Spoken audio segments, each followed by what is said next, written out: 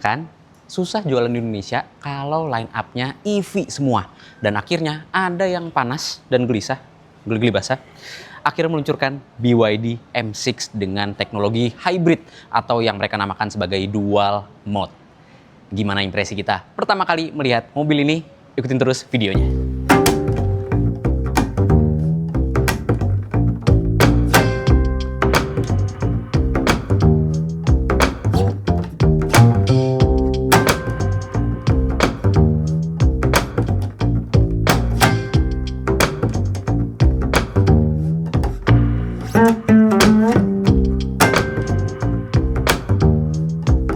Kita lihat ya, kalau misalkan pabrikan-pabrikan China sebelumnya memang udah banyak masuk ke segmen hybrid. Karena sebelum itu mereka cuma masukin EV aja, fokus ke EV, atau fokus ke mesin bensin atau internal combustion engine biasa. Nggak ada teknologi NEV-nya sama sekali atau New Energy Vehicle ya. Tapi sekarang BYD akhirnya masuk dan langsung memasukkannya ke model M6 yang jadi salah satu backbone mereka untuk pasar Indonesia.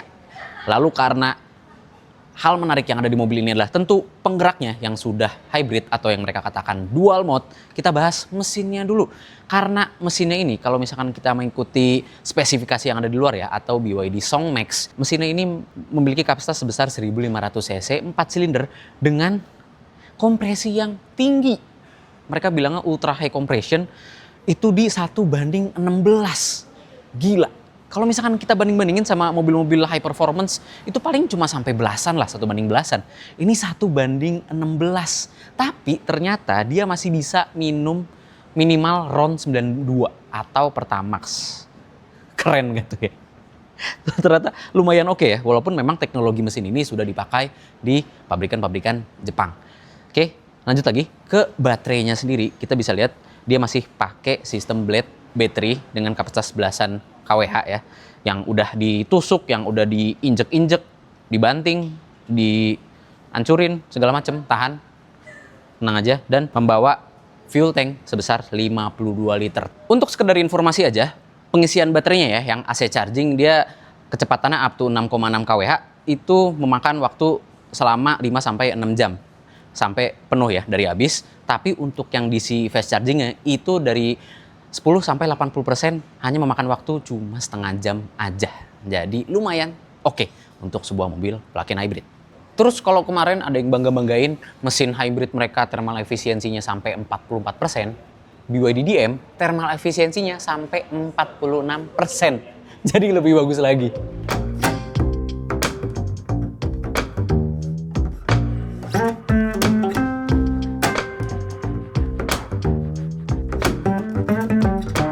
Jadi ini dia BYD M6 yang udah ditrondolin ya. Jadi ini skala kecil ya. Sistem dual mode dari BYD atau sistem plug-in hybrid dari BYD. Kelihatan dia udah pakai mesin.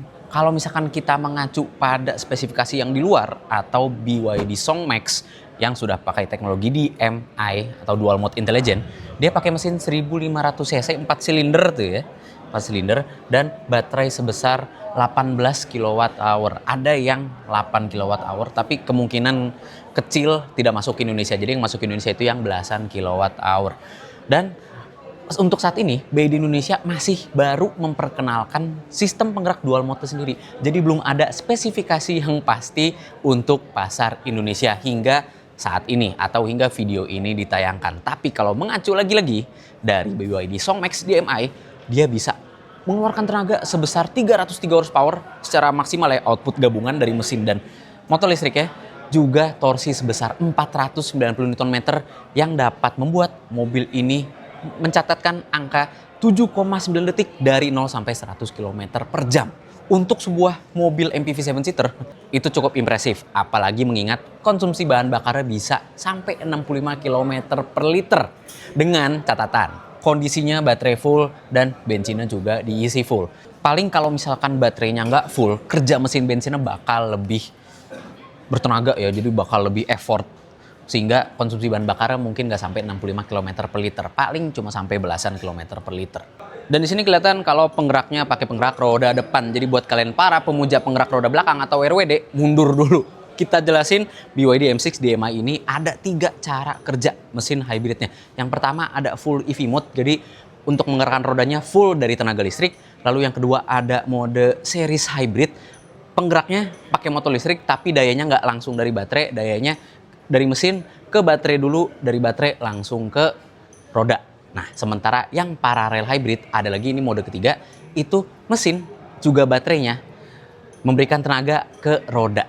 Jadi itu sistem cara kerja DMI dari BYD. Ada 3, EV mode, hybrid, series, dan parallel mode.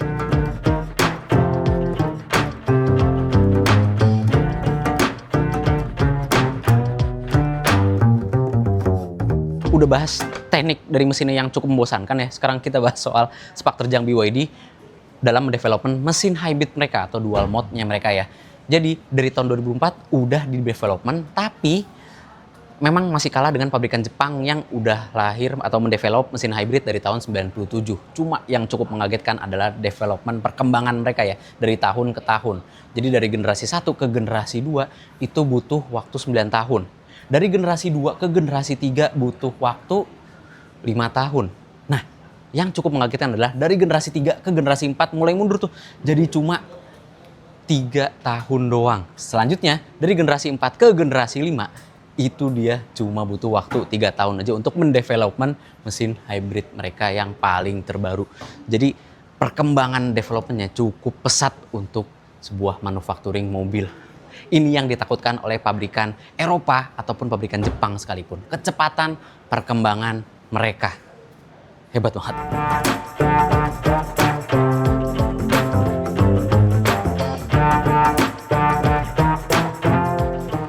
Sekarang kita beralih ke eksterior mobilnya yang bedanya dengan versi listrik cuma gitulah.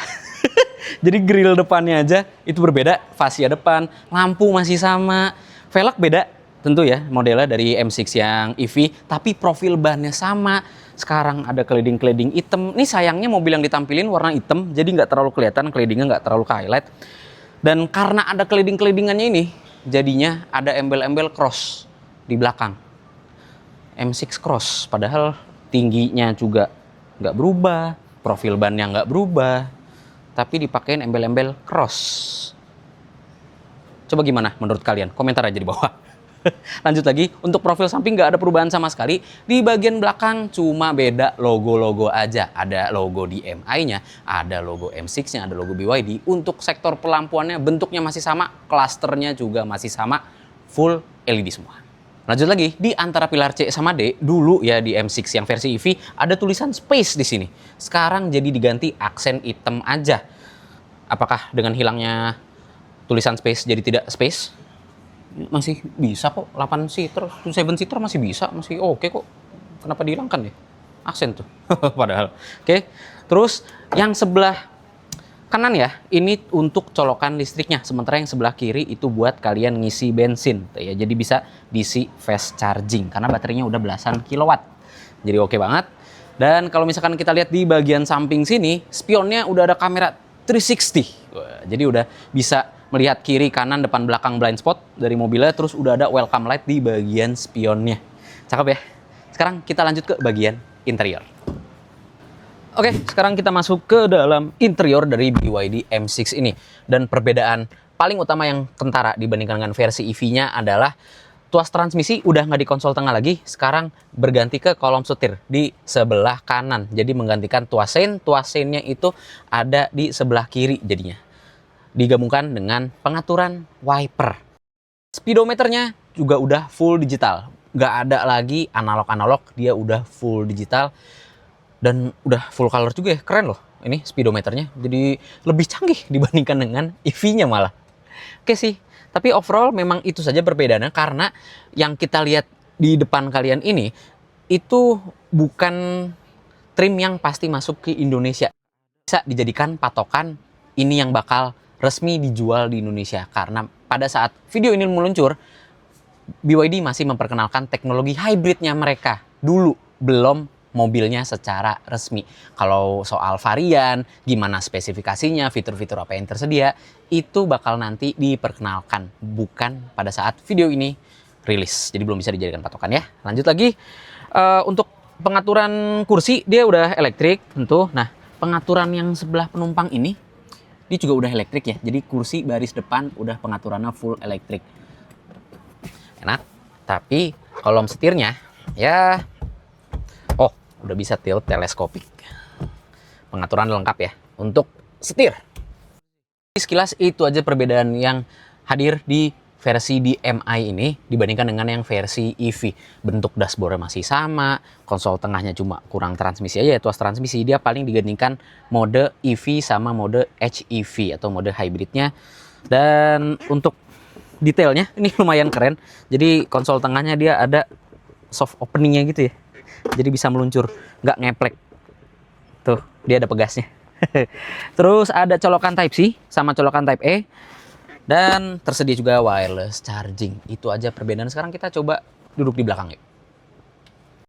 Oke, ini dia impresi pertama kita. Cobain baris kedua dari BYD M6 DMI. Dan ternyata headroom lega. Untuk legroomnya juga lumayan oke. Padahal masih ada baterai di bawah. Jadi platformnya nggak terlalu tinggi. Sehingga buat gue yang tingginya 164 cm. Duduk di BYD M6 ini yang DMI ya, masih nyaman, masih oke. Senderannya juga nggak terlalu tegak-tegak banget. Ya sayangnya emang yang kalian lihat ini nggak ada sunroof kayak versi EV atau panoramic roof lah, atau panoramic sunroof.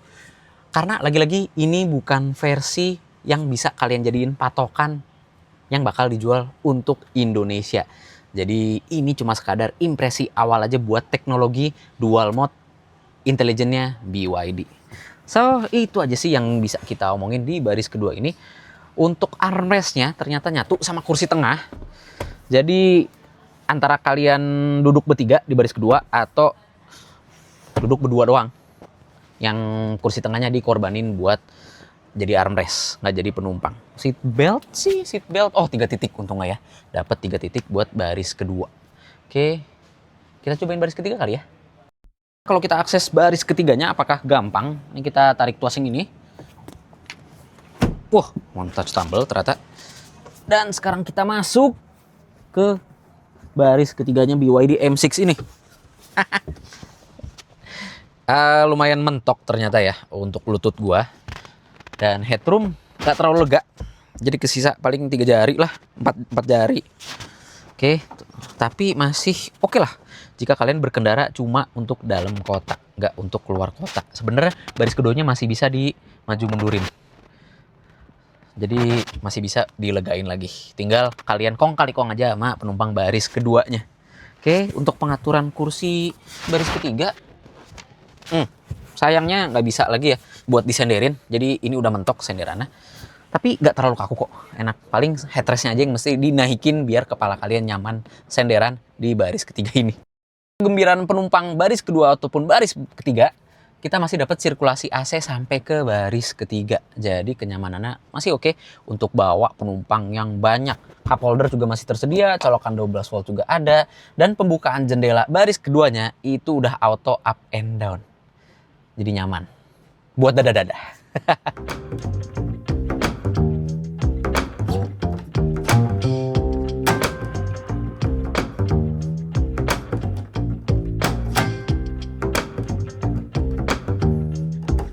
Bagasinya fleksibel juga. Jadi kalau misalkan dibawa full penumpang masih oke untuk menaruh barang. Plus dia di bagian bawah sini ada kompartemen penyimpanan buat istilahnya kayak ini buat tire repair kit ya.